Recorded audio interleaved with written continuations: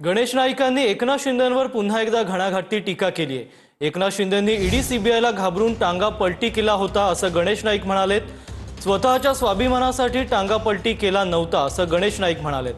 आतमध्ये जाण्याची भीती होती म्हणून टांगा पलटी केला अशी टीका आता नाईकांनी केली आहे। एकनाथ शिंदे काय बोलतात? एकनाथ शिंदेच्या नांदाला लागू नका, हलक्यात घेऊ नका।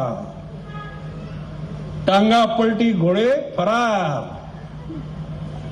तुम्ही फक्त तिथून परवानगी घ्या आणि लढा, तुमचे घोडे लापत्ताच करून टाकतो। टांगाटा पलटी होईल, फरार लापत्ता करून टाकतो। ऑन द कॉन्ट्री ईडीच्या भीतीमुळे तो टांगा पलटी केला। 2022 ला आम्ही ज्यांचा टांगा पलटी केला शिंदे साहेबांच्या नेतृत्वाखाली, त्याच्यामुळे गणेश नाईक साहेब पुन्हा मंत्री होऊ शकले। 2022 ला जर आम्ही शिंदे साहेबांच्या नेतृत्वाखाली 50 आमदारांनी भूमिका घेतली नसती तर हे सरकार त्यावेळेच येऊ शकलं नसतं। त्यामुळे मला आता जुन्या गोष्टी बोलायच्या नाहीत। आम्ही जे कार्यकर्ते आहोत शिंदे साहेबांचे, त्यांचा टांगा आधी पलटी करून दाखवा। आम्ही सुद्धा शांत आहे, म्हणजे आम्ही महायुतीत आहे म्हणून शांत आहे। आम्हाला जर शिंदे साहेबांनी आदेश दिला तर साहेब राहू देत बाजूला, साहेबांचा ह्याच्याशी काय संबंध नाही।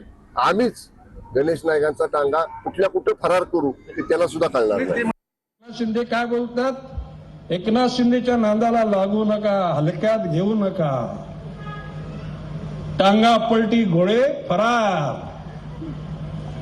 तुम्ही फक्त तिथून परवानगी घ्या आणि लढा, तुमचे घोडे लापत्ताच करून टाकतो। टांगाटा पलटी होईल, फरार लापत्ता करून टाकतो। ऑन द कॉन्ट्री ईडीच्या भीतीमुळे तो टांगा पलटी केला। तो काय टांगा पलटी काय सत्वासाठी नाही केला।